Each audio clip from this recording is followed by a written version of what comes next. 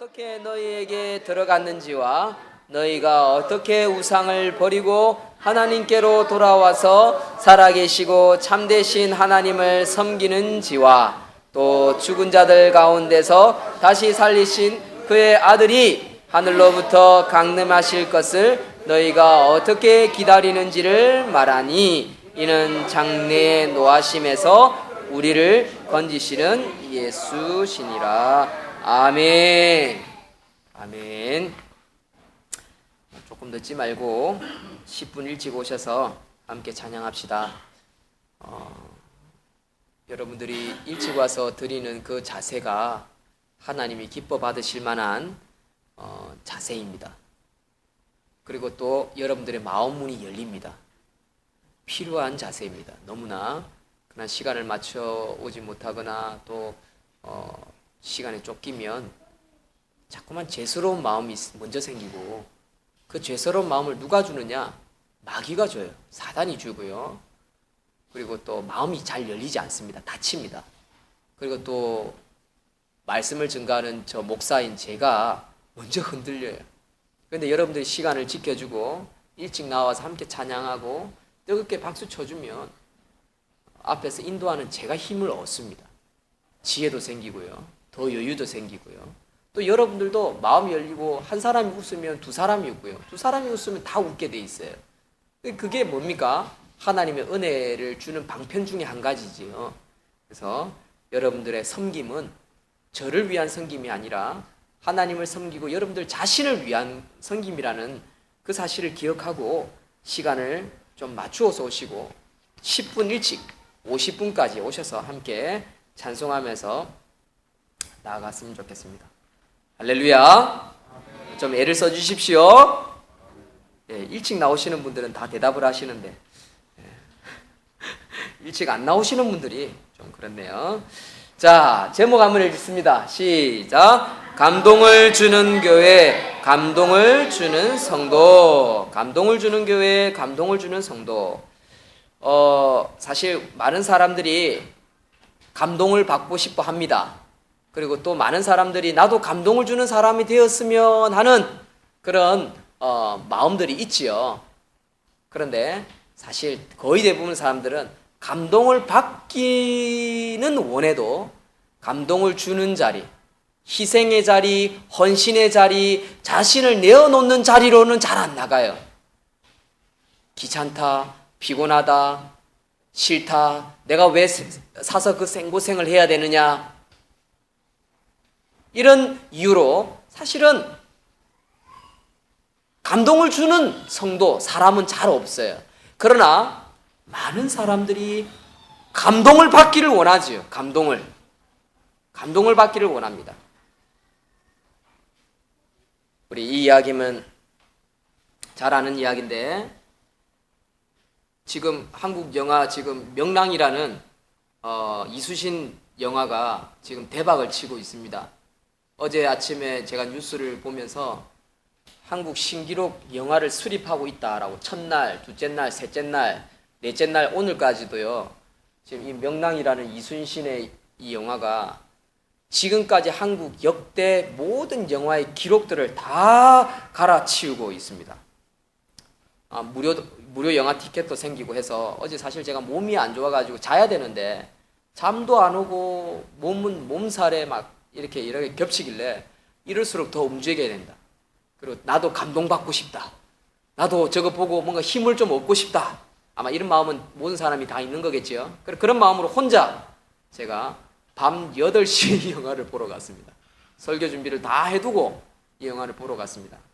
아니다 다를까 제가 오늘 여러분들과 읽었던 데살로니가 성경의 그 내용과 이 내용을 말씀을 전달하기에 아주 적절한 영화였다라는 생각을 제가 하게 되었는데요. 지금 이 영화가 보면 왜 이렇게 엄청난 인기를 얻고 있나 제 나름대로 분석을 해보면 세월호와 맞물려서 바다에 빠져주고 있는 우리 젊은이들이 있고요. 또 이 영화는 역사적 사실이고, 그리고 또 많은 사람들이 뭔가를 기대하고 감동을 받고자 하는 그런 기대감이 있기 때문이라고 할 수 있습니다. 이 명랑이란 본 관객들이 이런 말을 합니다. 뭐 홍보 때문인지 모르겠지만 영화를 많이 티켓을 많이 팔고 사람들 막 끌어모으기 위해서 뭐 이런 뉴스를 내고 막 하는지는 잘 모르겠지만 사실 제가 그런 동일한 관객이었기 때문에 제가 읽어드리겠습니다. 평생 느낄 소름을 다 느낀 듯하다. 여러 번 봐도 아깝지 않다. 우리나라에서 이런 해상 전투를 신이 나오다니 압권이다. 전쟁 영화를 보면서 울컥한 것은 처음이다. 성웅 이수신과 인간 이수신의 모습을 다 보았다. 이런 말, 호평을 해놓은 내용을 봤습니다. 사실 저도 이 영화를 보면서 압도적인 힘을 느꼈고요. 한국 사람이라면, 젊은이들하면 꼭 봐야 된다. 우리 성도님들 시간 내셔서 이 영화를 좀 보러 가십시오. 저는요, 이 영화를 보고 나서 박수 치고 싶었어요. 중간중간에 제가 탄성을 3번 질렀고요. 제가 눈물을 3번 훔쳤습니다. 사실 이순신 이야기는 뻔한 이야기죠. 예? 뭐 한산 대첩, 명난, 노량 대첩, 3대 대첩이 있지 않습니까? 그리고 노량 대첩에서 죽습니다. 그렇죠? 이순신 장군이 나의 죽음을 적들에게 알리지 말라. 뻔한 스토리입니다. 그런데 저는 이 영화의 대사 한 장면 한 장면을 놓치고 싶지 않을 정도로 그 흐름이 너무너무 좋았어요. 어떤 사람은 좀 지겹다, 지루하다, 좀 스토리를 좀 더 만들지 그런 말은 있었지만 저는요 탄성을 3번 질렀어요. 눈물을 3번 훔쳤습니다. 저는 박수 치고 싶었어요. 감동이 있었습니다. 이유가 뭐냐면 여러 가지가 있지만 한마디로 말한다면 리더의 마음이었습니다. 지도자의 마음을 읽을 수 있었습니다. 제가 하나로 교회 지도자이지 않습니까? 목사입니다. 우리 성도들을 이끌어가고 우리 아이들을 가르치는 자입니다. 그런 입장에서 볼 때 저는 감정이입이 되었습니다. 이순신 장군의 마음을 충분히 읽을 수 있었습니다. 저는 탄성을 3번 질렀던 장면이 뭐냐면 그 아군의 목을 베는 이순신 장군이 도망갔던 그 아군을 잡아와서 목을 베는 장면에서 제가 1번 질렀고요. 그리고 이 이순신 장군의 배가 양사방으로 완전히 둘러싸였을 때 포탄을 터뜨린 장면에서 탄성을 질렀고요. 그리고 적군의 장군을 목을 베는 장면에서 탄성을 질렀습니다. 어떤 사람은 이 적군의 목을 베는 장면을 어떻게 생각하는지는 잘 모르겠지만 저는 막 주먹을 쥐고받고 막 칼로 쨍쨍쨍 하면서 뭐 3분, 5분 막 이렇게 하는 그런 부분이 사실은 하도 많이 보기 때문에 보기가 싫어요. 적군을 목을 베는 장면은 아주 간단하게 끝납니다. 화살 여러 방 맞고 그리고 죽기 일보 직전에 이순신에게 덤벼드는데 이순신 장군이 목을 베어버리는 장면이었습니다. 어떤 사람은 그 장면에서 피식하면서 오히려 거부 반응을 일으키는 한 50대 중반, 60대 아저씨도 봤습니다. 전부 다 몰입되어 있는데 아저씨 혼자서 그분은 막 대도 안 하는 장면이다라고 하면서 막 혼자서 중얼중얼 거리는 사람들도 있었습니다. 뭐 사람마다 보는 경향이 다르니까요. 제가 눈물을 3번 훔쳤던 장면은 첫 번째 말 못하는 아내가 한 명 있는데 이순신 장군의 아내가 아니라 부하입니다. 부하가 적군에 들어가서 정보를 이렇게 훔쳐오는 사람의 아내인데 이 벙어리예요. 근데 이 아내가 남편에게 무엇을 주냐면 부적을 줘요. 부적을. 살아서 돌아와라고. 근데 그 상황이 얼마나 위험한 상황인지를 이 영화는 너무나 잘 묘사해줘서 저는 그 상황에서 울컥했습니다. 두 번째는 이순신 장군의 고뇌에 빠져있는 상황이었습니다. 12대 330 또는 333척이라고도 하지요. 일본의 배가 바다에 거의 뭐 바퀴벌레가 333마리가 있는 것 같은 그런 느낌이었어요. 그런데 12척밖에 없어요. 근데 그 중에 11척 배들은요, 전부 다 도망을 가요. 왜? 두려움 때문에. 근데 그 두려움에 대해서 이순신 장군은 노발대발하는 것이 아니라 그들을 이해를 하더라는 그 마음. 거기서 제가 울컥했습니다. 그게 지도자의 마음입니다. 자녀들의 마음, 아내의 마음을 헤아리고 성도의 마음을 헤아리고 저들을 이해하는 지도자의 마음. 군사들이 얼마나 두려워하면 도망갈까? 그러나 나라는 위기에 처해져 있는 상황에 더 이상 도망갈 수 없는 그런 상황에서 곤율 장군과 합해라. 너희들 수군 12척으로는 아무것도 못한다. 해산해라.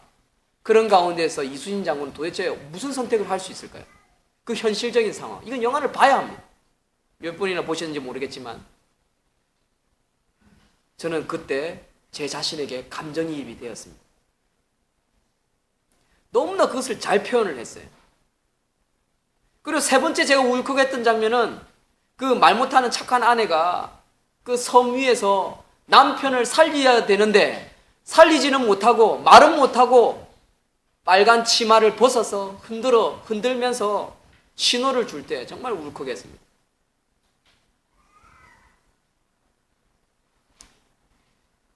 저는 이 영화를 보면서 무엇보다도 감동을 받을 수밖에 없었던 이유가 있다면 이 이야기는 픽션이 아닙니다. 꾸며낸 이야기 아닙니다. 역사적인 사실이라는 것입니다. 그 역사적인 사실을 발판으로 작가가, 감독이 최대한 리얼하게 표현하기 위해서 애쓰는 그런 모습들이 보였습니다.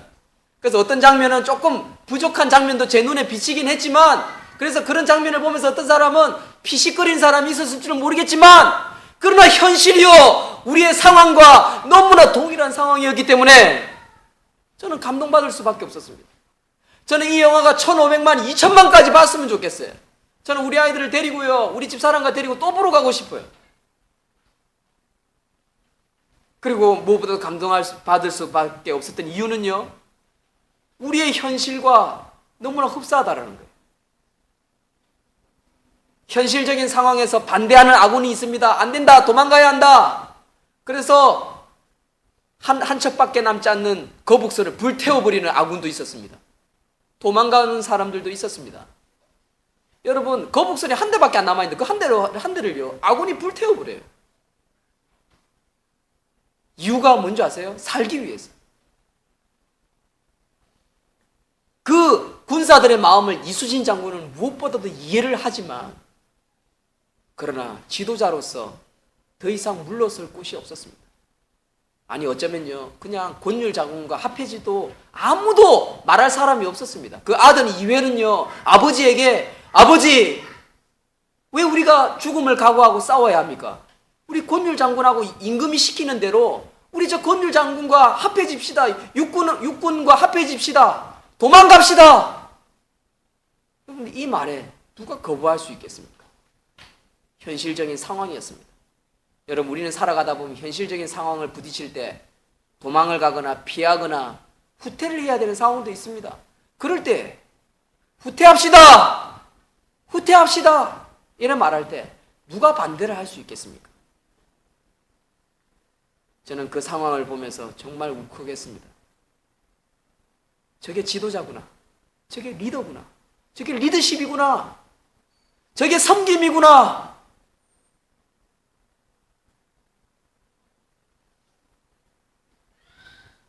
모든 군사들이 두려움 앞에서 용기를 내야 되는데 용기가 낼 수 있는 어떤 건덕지도 없었습니다.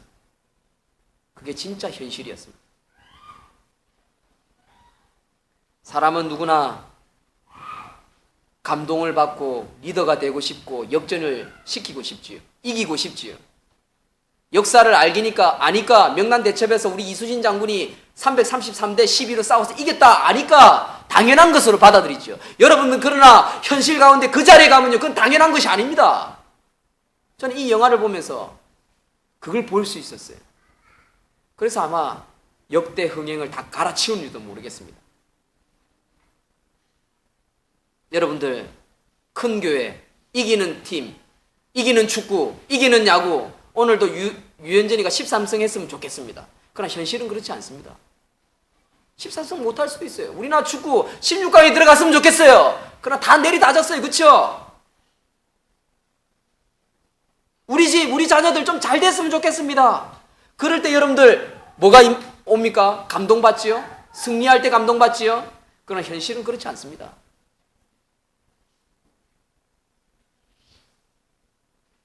여러분, 이순신 장군이 그렇도록 승리를 할 수 있었던 이유가 뭘까요? 저는 이 영화 속에 명대사를 하나 찾았어요. 내가 죽어야 한다라는 것이었습니다. 내가 죽어야 한다. 일사의 각오. 내가 죽어야 한다.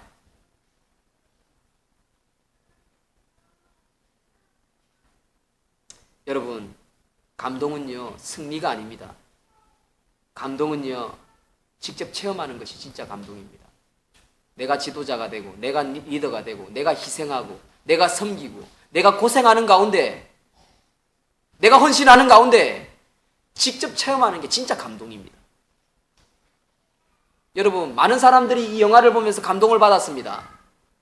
감동을 받을 수 있는 이유가 뭘까요? 현실이니까, 역사니까, 진짜니까, 꾸며낸 이야기가 아니니까. 그래서 감동받는 거예요. 그러나 더 진짜 감동받는 건 뭔지 아세요? 여러분들이 이 현장에 있을 때입니다. 여러분들이 고난을 받고 환난을 받고 고통 가운데에 쓰러지고 좌절하고 낙심하고 때로는 빵점을 맞기도 하고 그럴 때 혼나기도 하고 넘어지고. 여러분들 오늘날 교회가 왜 감동이 없는 줄 아세요? 전부 다 엑스트라가 되어가지고 구경꾼이 되어 있기 때문에 교회에 감동이 없는 거예요. 전부 다 숨어 있는 거예요. 잘 되는 교회, 큰 교회에 숨어가지고 말씀은 복음과 함께 고난을 받으라는 게 이것이 진짜 하나님의 메시지고 하나님의 상급인데 그것에 참여하고 싶은 마음은 없어요. 그저 편하게 쉽게 말씀 듣고 웃고 복받고 잘되고 승승장구하고 내 이름이 떨쳐지고. 여러분, 그 속에는 진짜 감동이 없는 것입니다. 진짜 감동은요, 장엄한 죽음, 장엄한 희생, 장엄한 섬김, 열악한 최악의 상황 가운데서도 도망가지 않는 직접적인 체험이라 할 수 있습니다. 그게 감동의 핵심이라 할 수 있습니다. 우리 어린이 여러분들도 잘 참고 있어요. 9시 예배 드리고 11시 예배 드리고 목사님이 들어가라고 하는 말이 언제 나올까 고민하고 그런 생각이 들지라도 참는 거, 이것도 훈련이에요. 그래, 내가 어릴 때 우리 목사님 예배 11시 예배 어른들과 함께 예배 드렸지. 여러분들처럼 11시 예배 함께 드리는 사람들 잘 없어요. 여러분들이 방해가 되기 때문에 올라가라고 하는 거지 사실 여러분들 같이 예배 드리는 거예요. 이게 다 훈련이에요. 직접 체험하는 거예요. 그럴 때 하나님은 여러분들이 어린이 예배, 수련 예배 다른 곳에 갔을 때도 하나님께서 여러분들에게 감동을 주시고 감화를 주시고 하나님께서 여러분들에게 지도자의 능력, 성령의 능력을 체험하는 시간을 주시는 거예요. 우리 어른들 아멘이십니까? 이게 사실 아닙니까? 우리 어린이들 다 앞으로 나오세요. 안수기도하고 올라갑니다. 빨리 나오세요. 자, 앞에 사람들부터 기도합니다. 여호와는 내게 복을 주시고 너를 지키시기를 원하며 여호와는 그를 불러 내게 썰매를 주시기를 원하며 여호와는 그를 불러 내게로 향하여사 평강 주시기를 원하노라. 아멘. 이상이 빨리 오세요. 기도할게. 에스벨로 나오세요. 자, 기도합니다. The Lord bless and keep you, and the Lord make His face shine upon you graciously, and the Lord turn His face toward you and give you peace. 아멘. 사랑하는 성도 여러분, 감동은요 진짜 체험할 때 나오는 겁니다. 스토리는요 내가 그 한가운데 있을 때 그 스토리가 되는 거예요.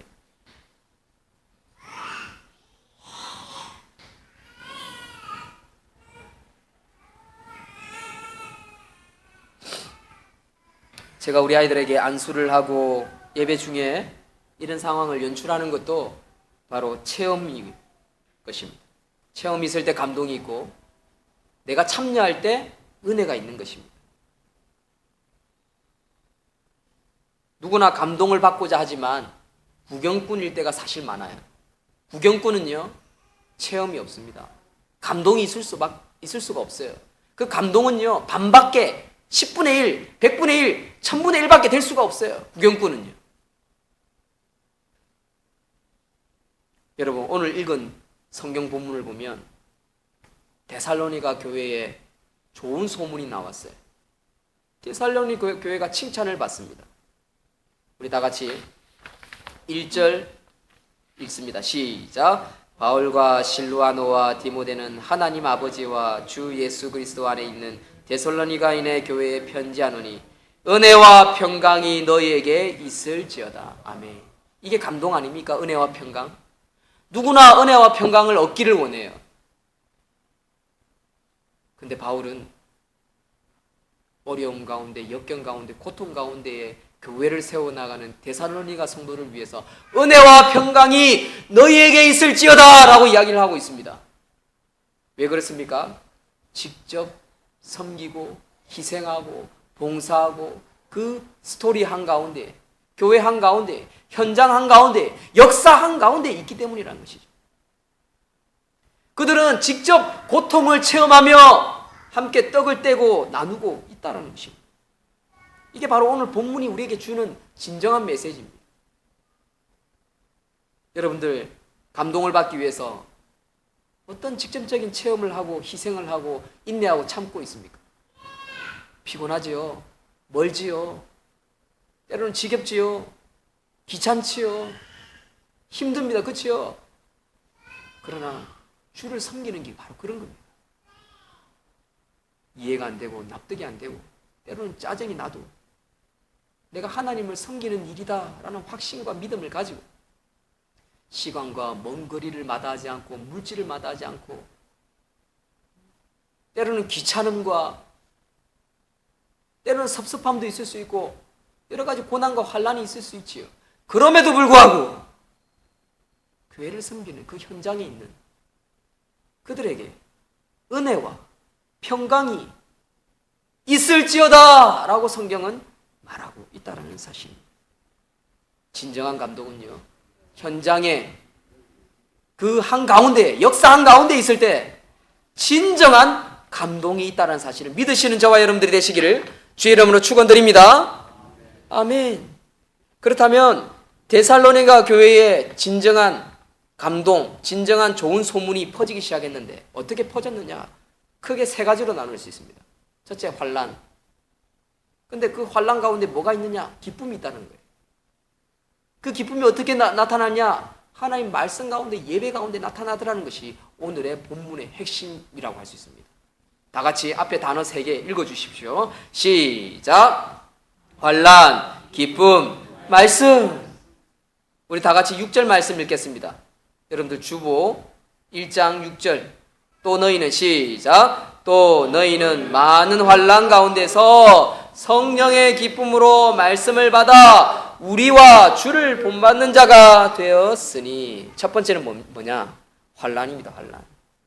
데살로니가 교회 성도들에게는 뭐가 있었냐? 환난이 있었습니다. 환난이 뭡니까? 고통, 고난. 왜 우리 교회에 이런 일이? 왜 우리 교회는 좀 잘 되지 않을까? 왜 우리 교회에 이런 이단들이 들어와서? 이거 아닙니까? 환난이라는 것은. 왜 우리 가정에 이런 일이? 언제쯤 이 문제가 해결되어질까? 그럼 이게 환난입니다.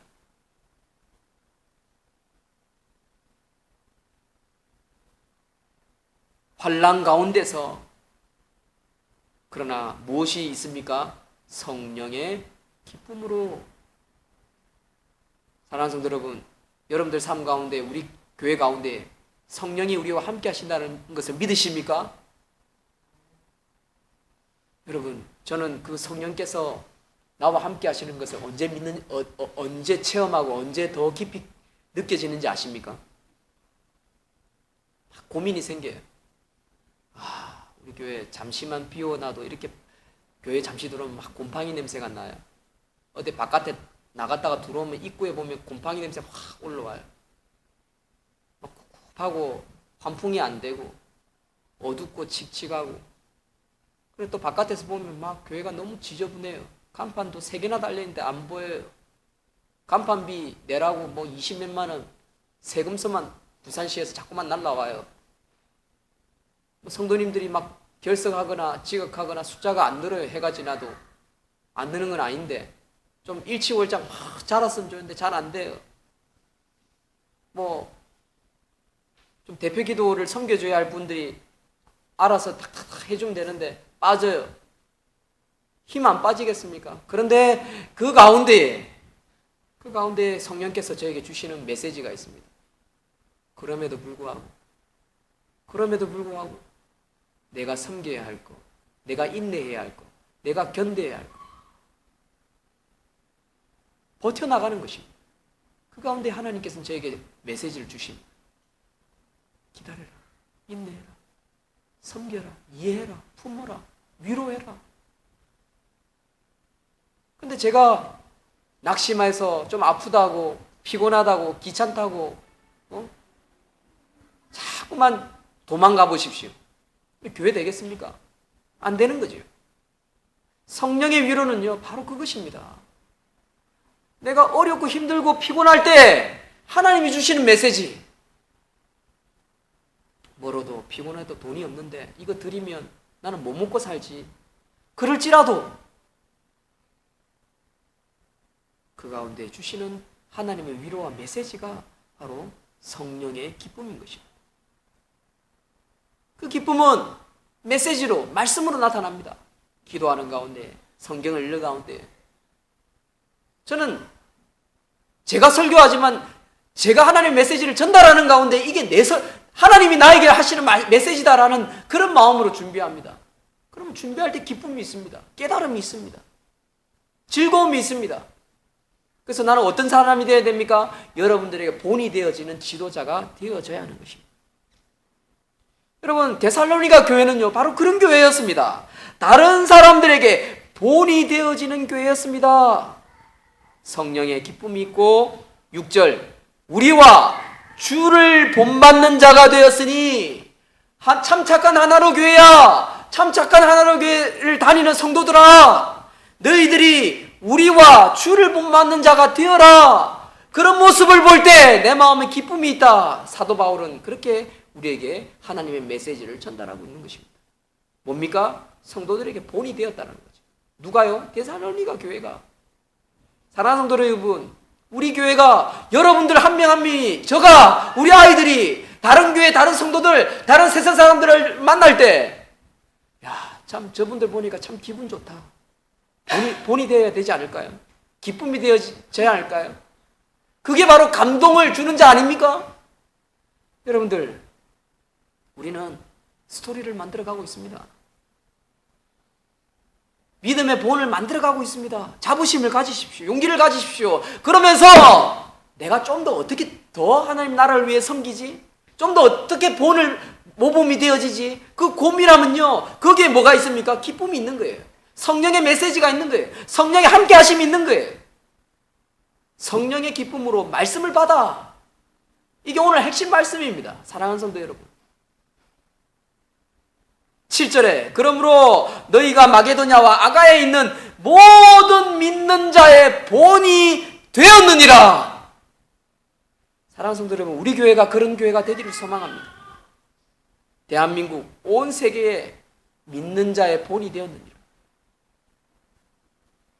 여러분, 때로는 이런 생각 안 됩니까? 우리 교회 뭐 섬긴다고 뭐 누가 알아주나? 알아주겠나? 내가 이렇게 한다고 해서 누가 알아주겠나? 오히려 안 된다, 안 됩니다. 장군 도망갑시다. 이거 아닙니다. 포기합시다. 333대 11로 어떻게 싸우면 될 일입니까?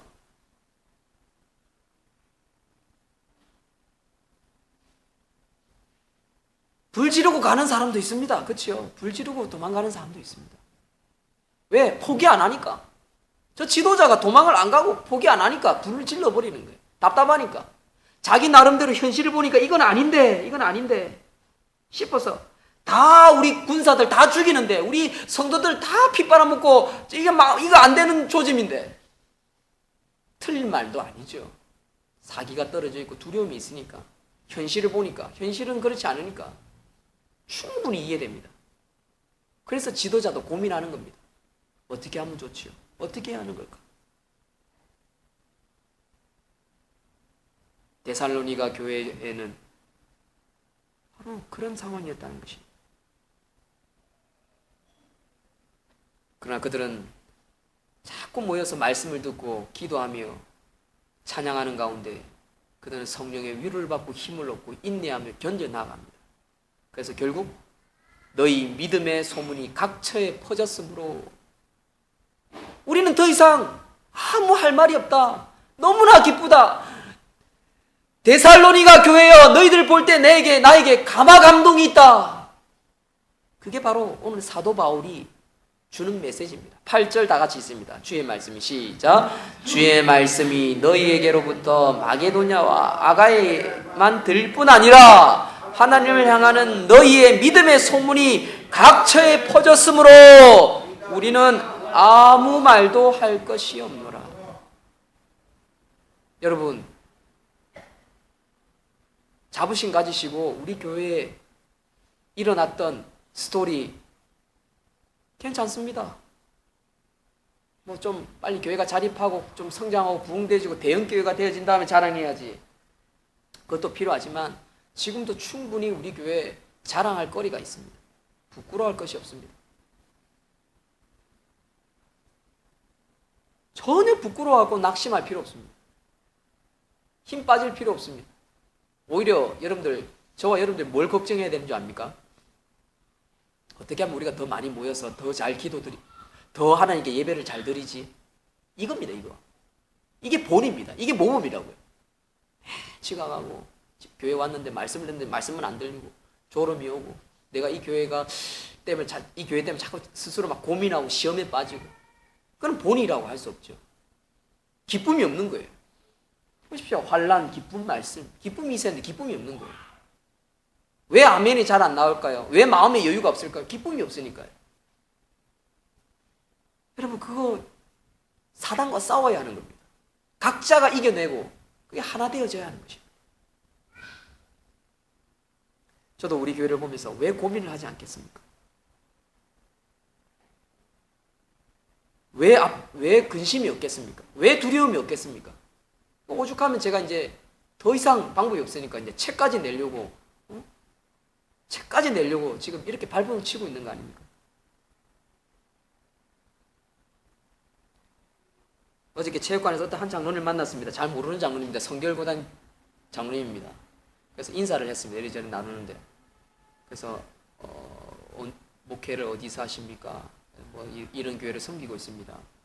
다음 달에 책을 출간하기로 했습니다. 아, 무슨 책입니까? 예, 피폐나무, PC방 페인이던 나는 목사라는 책입니다. 게임 중독에 관한 책입니다. 그러니까 장로님이 우리 지금 교사 강습회를 7월 달에 하는데 강사를 못 구해가지고 고민하고 있었는데 바로 옆에 계셨네요. 막 이러는 거예요. 그 뭐 게임 중독 어떤 소장, 뭐 어떤 간사님을 불러서 했대요. 아니, 목사님 같은 분이 간증이 필요한데 이러면서 막. 아니, 그런 사람을 찾고 싶어서 아무리 알아봐도 제대로 영성을 가진 분 중에는 없어가지고 할 수 없이 그냥 스마트폰 중독, 게임 중독 이런 그 어떤 상담가를 불러서 교사 강습회를 했대요. 제가 그 말을 얻는 힘을 얻었어요. 용기를 얻었어요. 아, 이 책만 나오면 교사 강습회 지도자들, 원하는 사람들이 한두 곳이 아니구나. 그걸 내가 느꼈어요. 저는요, 이 책을 통해서 우리 교회를 자랑하고 싶어요. 뭐 먼저는 제 자랑부터 하겠지만, 할부출이 되겠지만, 근데 저는 자랑이라고 표현하는 이유는요, 자랑이 아니지 않습니까? 부끄러움이지 않습니까? 결국 어떤 사람은 지 자랑한다라고 이야기할 거니까 차라리 저는 뭐 먼저 말을 터뜨리는 거예요. 교만하다는 말을 듣기 싫었어요. 저는. 솔직하게 이야기를 하는 겁니다. 예, 저는 제 자랑하고 싶습니다. 제 자식 자랑, 우리 교회 자랑하고 싶습니다. 왜요? 데살로니가 교회같이 인내하고 견디고 참고 섬기고 기다리고 있으니까. 교회에 좋은 소문을 내고 싶으니까. 여러분, 가정도 교회지요. 가정에 좋은 소문을 내고 싶으니까. 여러분들을 읽은 9절과 10절의 내용은요, 바로 데살로니가 교회에 대한 소문 이야기입니다. 쭉쭉 읽어봅니다. 9절을 읽습니다. 9절 시작. 그들이 우리에 대하여 스스로 말하기를 우리가 어떻게 너희 가운데 들어갔는지와 너희가 어떻게 우상을 버리고 하나님께 돌아와 살아계시고 참되신 하나님을 섬기는지와. 이게 무슨 말입니까? 우상을 버렸다는 말은 뭡니까? 극복했다는 거죠. 어려움을 이겨냈다는 겁니다. 그 당시 교회마다 제일 힘든 게 뭔지 아십니까?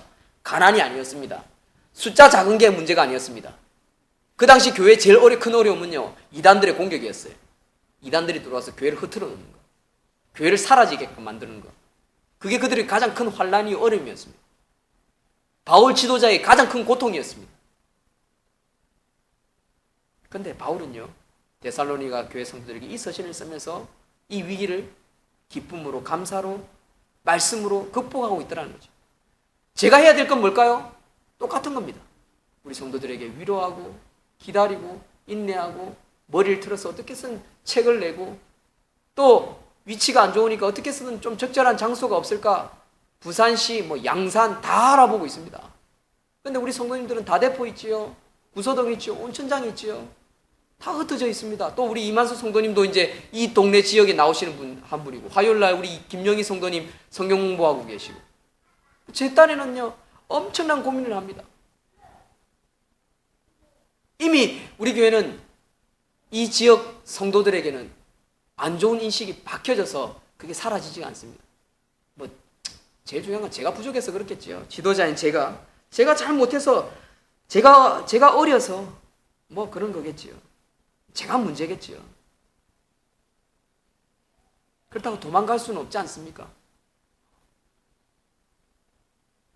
제 마음에도 그런 마음이 들 때가 있습니다. 도망가고 싶더라도. 그런 생각이 왜 안 들겠습니까? 솔직하게 이야기하면 그렇습니다. 그러나 인내하고 섬기며 시간을 보낼 때 그게 역사가 되고 스토리가 되는 겁니다. 결론을 맺겠습니다. 감동을 주는 교회, 감동을 주는 성도가 어떤 사람입니까? 첫째는 어려움을 이겨내는 자입니다. 어려움을 이겨내는 가정, 성도, 교회, 포기하지 않는 것. 차라리 이렇게 죽겠다, 차라리 그게 낫습니다. 그게 하나의 미랄 아닙니까? 희생 아닙니까? 성경은 우리에게 끊임없이 그렇게 말합니다. 희생하라, 하나의 미랄이 되어라. 저도 어제 영화 보면서 내가 우리 교회를 살리는 건 내가 죽는 거구나. 근데 솔직히 쉬운 겁니까? 쉬운 게 아니잖아요. 죽는 거요. 그거 아무나 하는 것도 아닙니다.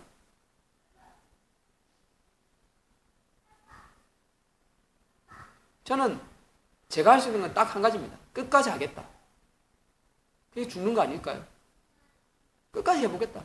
하는 데까지. 한 명이 남아도 끝까지 해보겠다. 감동을 주는 교회와 성도가 어떤 사람일까요? 두 번째, 계속해서 이 어려운 가운데 역사를 만들어내는, 스토리를 만들어내는 것. 그걸 간직하고 그걸 자랑스러워하는 겁니다. 그게 뭡니까? 기쁨이죠. 기쁨. 감사. 기쁨과 감사가 있으면요, 스토리가 진행되어지고요, 기쁨과 감사가 있으면요, 역사는 만들어지는 거예요. 아멘이십니까? 세 번째, 감동을 주는 교회와 성도가 어떤 사람입니까? 하나님의 나라에 대한 소망을 잃지 않고 천국을 바라보고 전진해 나가는 것. 그게 데살로니가 전서의 전체의 핵심입니다. 마지막 핵심입니다. 여러분, 하나님 나라에 대한, 천국에 대한 소망을 잃지 않고 예수님의 재림, 또 우리 교회의 부흥을, 기대를 잃지 않고 전진해 나가면요, 두려움이 용기로 바뀝니다. 내가 희생하겠다, 내가 섬기겠다, 내가 어떻게 한번 해보겠다, 목사님이 하겠지, 저 사람이 하겠지. 여러분, 그런 생각으로는요 절대로 변화시킬 수 없습니다. 제가 어제 영화 받았던 결론을 맺으면요, 제가 어제 영화 보면서 제일 감동적이었던 것은 꼴랑 12척 남았는데 11척의 배들은 뒤로 슬금슬금 다 도망가요. 기수신 장군 배 한 척만 남아요. 그런데 정말 제가 감동받은 것은 그 지도자가 그 11척의 배를 이해하더라는 거예요. 이해하고 예상하고, 그럼에도 불구하고 그 상황에서 이것을 어떻게 극복할 것인지를 고민하는 그 고뇌를 보았습니다. 그게 지도자 마음 아닙니까? 그게 리더의 마음 아닙니까? 이 상황에서 내가 어떻게 해야 되냐? 나도 뒤로 슬금슬금 도망가고 싶죠. 도망가면 살까요? 다 죽는데? 나라가 죽고 다 죽는데요? 여러분, 그렇게 살면 그건 산 것이라고 할 수 없습니다. 영원히 죽은 겁니다. 영원히 죽고 영원히 죽는 겁니다. 완전히 끝나는 겁니다. 하나님은 바로 우리에게 성경 말씀을 통해서, 예수님을 통해서 보여주는 게 그겁니다. 너희들 도망가고 사단에게 지면 너 영원히 끝나는 거다. 사랑하는 성도 여러분, 저와 여러분들이 내가 지금 죽더라도 도망가지 않겠다. 감동을 주는 성도가 되겠다. 감동을 주는 교회로 만들어 보겠다. 그런 결심과 마음을 가지는 저와 여러분들이 되시기를 주의 이름으로 축원드립니다. 아멘. 기도하겠습니다. 하나님,